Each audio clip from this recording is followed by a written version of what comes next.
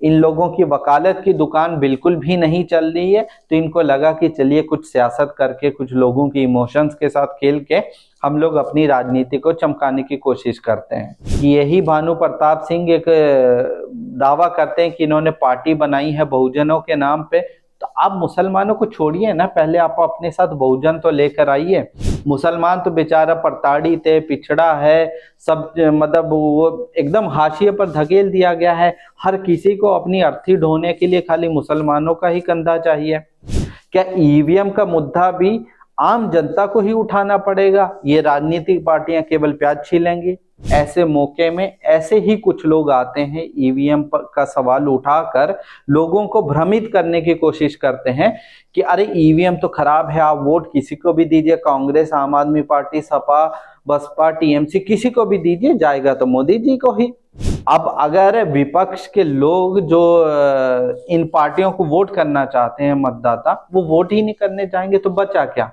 तो इसका मतलब यही हुआ कि भाजपा जो 400 प्लस का दावा कर रही है, वो इनकी मदद से 400 प्लस का दावा सही साबित हो जाएगा। और हर कैंडिडेट के आगे एक एक वोट डाल के देखा जाएगा, डमी वोट के तौर पे। तो मान लीजिए एक बूथ पर 40 वोट डमी वोट डाले गए और उस मशीन को एक्चुअल वोटिंग से पहले रीसेट नहीं किया गया, तो वो 40 वोट को आप 2000 बूथ के हिसाब से कैलकुलेट कर लीजिए कितने वोट हुए। यकीनन अगर भाजपा जैसी शक्ति के खिलाफ कोई एक समुदाय पूरी तरीके से मुखर होकर खड़ा है तो मुसलमान समाज ही खड़ा है। ये जो इस तरीके के ढोंगी लोग हैं, इनको अपने समाजों में जाकर काम करने की जरूरत है, जहां पर इनकी हिम्मत नहीं हो रही है काम करने की। आप लोगों ने भी एक सोशल मीडिया पर वीडियो देखी है जिसमें एक वकील महोदय हैं जो अपने आप को सुप्रीम कोर्ट का वकील बताते हैं, भानु प्रताप सिंह। वो एक पत्रकार को इंटरव्यू दे रहे हैं और उसमें मुसलमानों पर सीधे तौर पे आरोप लगा रहे हैं कि जो उनका तथाकथित ईवीएम को लेकर आंदोलन है, जिसमें वो और महमूद पराचा आंदोलन कर रहे हैं, उसमें मुसलमान उनका साथ नहीं दे रहे हैं। इस देश की मतलब राजनीति और सामाजिक हालत ये हो गई है कि जिसका भी दिल करता है मुंह उठाता है, आता है, मुसलमानों पर इल्जाम लगाता है, चला जाता है। सबको राजनीतिक और सामाजिक तौर पे मुसलमानों की भीड़ चाहिए, मगर मुसलमानों को राजनीतिक तौर पे मंचों पर जगह नहीं देनी है। यही हाल इनका भी, इन महोदय का भी है। कुल मिलाकर बात इन पर ज्यादा फोकस करने के बजाय इस मुद्दे पर करते हैं कि ईवीएम का मुद्दा असल में इस देश में एग्जिस्ट भी करता है कि फालतू का कोई मुद्दा है। देखिए, ईवीएम के मुद्दे पर दो तीन चीजें बहुत क्लियरली आप समझ लीजिए कि ईवीएम एक पैटर्न है किसी भी देश में या किसी भी जगह पर वोटिंग को करवाने का।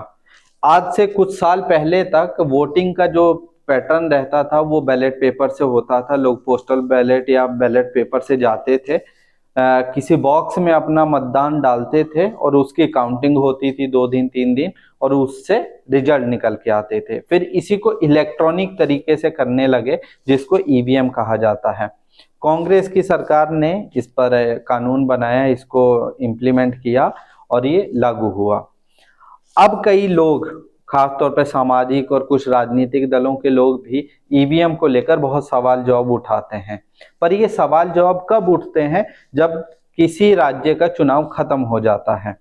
ये जो तथाकथित दो महोदय अपने आप को ईवीएम आंदोलन का क्या धुरंधर खिलाड़ी बता रहे हैं कि हम ईवीएम को बैन करवा देंगे, हम 2024 का चुनाव नहीं होने देंगे जब तक ईवीएम बैन नहीं हो जाएगा। इन लोगों से एक सीधा सा सवाल है कि अगर आपको लगता है कि ईवीएम सच में इस देश में सबसे बड़ा मुद्दा है, तो सभी विपक्षी राजनीतिक पार्टियां, जो मुख्य विपक्षी राजनीतिक पार्टियां हैं, उनमें से कोई भी एक पार्टी आपके साथ मैदान में क्यों नहीं है? क्या ईवीएम का मुद्दा भी आम जनता को ही उठाना पड़ेगा? ये राजनीतिक पार्टियां केवल प्याज छीलेंगी? इन राजनीतिक पार्टियों का कोई हक नहीं है या राजनीतिक पार्टियों की कोई नैतिक जिम्मेदारी नहीं है कि उस पर काम करें? असल मुद्दा क्या है कि ईवीएम अगर हकीकत में मुद्दा होता भाजपा, कांग्रेस या दूसरी पार्टियों के लिए, तो यकीन मानिए ये विपक्षी पार्टियां अभी तक चुनावों के बहिष्कार का ऐलान करके सीधे आंदोलन के मोड में आ चुकी होती। ऐसा कैसे हो सकता है कि 4 जगह पर जहां भाजपा जीत जाती है वहां का ईवीएम तो ठीक है, वहां के ईवीएम तो खराब है, मगर जहां पर कांग्रेस या दूसरी विपक्षी पार्टियां जीत जाती है वहां के ईवीएम ठीक है। आज से 4-5 साल पहले राजस्थान, छत्तीसगढ़ में, मध्य प्रदेश में जब कांग्रेस की सरकार जीती थी तो उस टाइम तो वहां पर ईवीएम ठीक था, पर इस बार चुनाव हार गई तो इसलिए ईवीएम खराब है। मुद्दा क्या है कि कांग्रेस भी इस पर वोकल नहीं है। कुछ राजनीतिक लोग और कुछ सामाजिक लोग जो अपनी छवि को चमकाना चाहते हैं वो इन मुद्दों को खामखा उठा रहे हैं। अब इसके 2-3 बड़े नुकसान समझ लीजिए कि क्या होंगे। देश में इस वक्त पूरी तरीके से सांप्रदायिक राजनीति का बोलबाला है, जिसमें भाजपा एकदम धर्म की राजनीति में कोसों आगे जाकर राजनीति कर रही है, जिसका कोई काट किसी भी विपक्षी पार्टी के पास नहीं है। और विपक्षी पार्टियों के पास जो विचारधारा की ताकत होती है उस विचारधारा की ताकत में भी वो अब डामाडोल हो चुकी हैं या उससे थोड़ा सा हटने की कोशिश कर रही हैं। जिस गांधी और नेहरू की विचारधारा को लेकर कांग्रेस चलती थी, उसके अधिकतर नेता आज भाजपा की उस धर्म वाली पिच के ऊपर चुनाव लड़ने की बातें करते हैं। मध्य प्रदेश का चुनावी नतीजे इस बात की गवाही देते हैं कि जिस कांग्रेस ने भाजपा की पिच पर जाके सॉफ्ट हिंदुत्व का खेल खेल कर चुनाव जीतने की कोशिश करी, उसमें उनको बुरी तरीके से मात हासिल हुई है। तो मुद्दे की बात यह है कि आपको विचारधारा की लड़ाई लड़नी होगी, तभी आप इस देश में कुछ राजनीतिक तौर पे उलट पुलट कर पाएंगे। दूसरी बात कि इस देश में एक बड़े पैमाने पर मीडिया द्वारा, आईटी सेल द्वारा, भाजपा द्वारा, पूरी सरकारी मशीनरी द्वारा ये माहौल बनाया जा रहा है कि भाजपा इस बार 400 प्लस सीटें जीतकर बहुमत के साथ तीसरी बार मोदी जी की अगुवाई में सरकार बनाने जा रही है। जब पूरे देश में ऐसा नैरेटिव चल रहा है, उस वक्त बहुत सारी या एक बड़ी गिनती है जो इस नैरेटिव के खिलाफ खड़े होकर सरकार के खिलाफ आवाज बुलंद कर रही है, कह रही है नहीं, हमें इस मोदी सरकार जो लोगों के कल्याण के काम करने के बजाय लोगों को लड़वाने का काम कर रही है, उसको हटाना है। ऐसे मौके में ऐसे ही कुछ लोग आते हैं, ईवीएम का सवाल उठाकर लोगों को भ्रमित करने की कोशिश करते हैं कि अरे ईवीएम तो खराब है, आप वोट किसी को भी दीजिए, कांग्रेस, आम आदमी पार्टी, सपा, बसपा, टीएमसी, किसी को भी दीजिए, जाएगा तो मोदी जी को ही। अब अगर यही बात वहां पर सिद्ध हो गई कि वोट तो जाएगा मोदी जी को ही, तो आप खुद अंदाजा लगा लीजिए ना कि लोग वोट ही नहीं करेंगे। लोग कहेंगे कि जब जाएगा ही भाजपा को वोट तो मुझे वोट करके क्या फायदा। ये सीधे तौर पे भाजपा को फायदा पहुंचाने वाली राजनीति चल रही है। अब अगर विपक्ष के लोग जो इन पार्टियों को वोट करना चाहते हैं, मतदाता, वो वोट ही नहीं करने जाएंगे तो बचा क्या। तो इसका मतलब यही हुआ कि भाजपा जो 400 प्लस का दावा कर रही है वो इनकी मदद से 400 प्लस का दावा सही साबित हो जाएगा। अब इससे भी आगे बढ़ के बात करते हैं।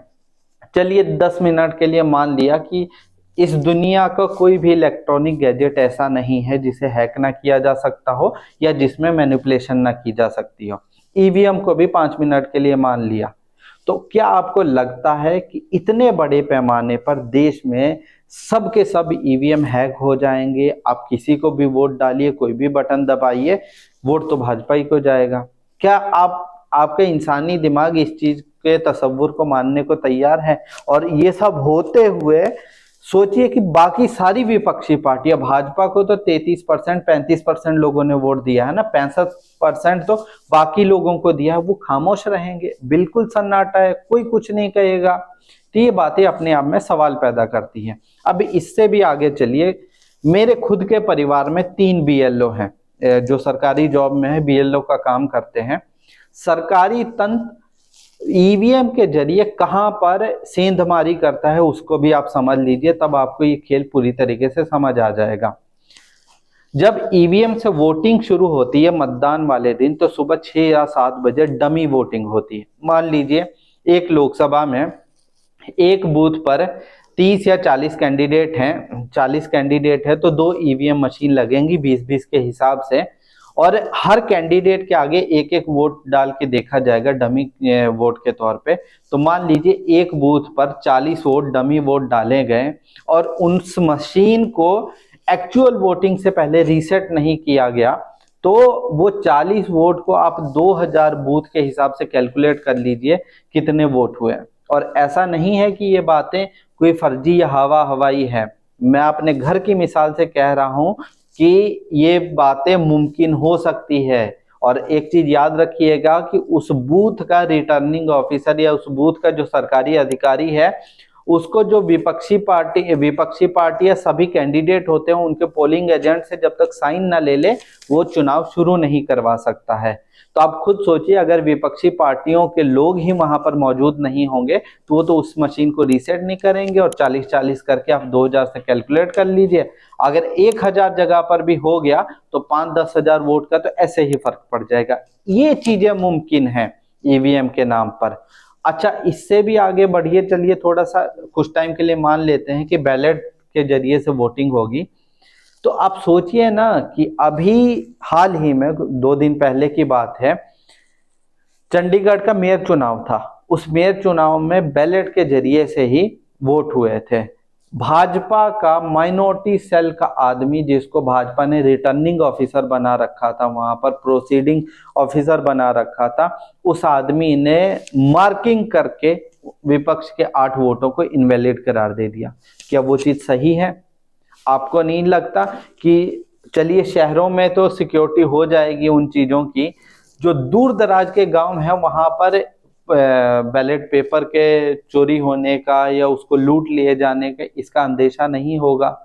तो मुद्दे की बात यह है कि अगर ईवीएम एक्चुअल में मुद्दा होता, हकीकत में उसमें बड़े पैमाने पर इतनी छेड़छाड़ होती और सीधे तौर पे विपक्षी पार्टियों को उससे खतरा होता। बड़े पैमाने पर, छोटे पैमाने पर सरकारी तंत्र करता रहता है, बड़े पैमाने पर होता तो यकीन मानिए सारी विपक्षी पार्टियां उसके खिलाफ खड़ी रहती और ये भानु प्रताप सिंह या इनके महमूद प्राचा जैसे लोगों को ये सब चीजें ड्रामेबाजी करने की जरूरत नहीं पड़ती। इन लोगों की वकालत की दुकान बिल्कुल भी नहीं चल रही है, तो इनको लगा कि चलिए कुछ सियासत करके, कुछ लोगों की इमोशंस के साथ खेल के हम लोग अपनी राजनीति को चमकाने की कोशिश करते हैं।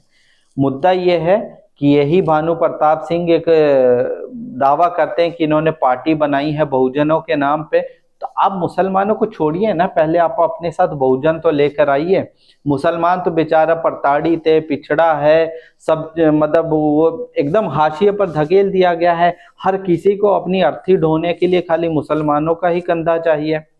मुसलमान अपनी राजनीतिक सामाजिक हालत को सुधारने के लिए खुद सशक्त हो रहा है और यकीनन आने वाले दिनों में सशक्त हो जाएगा।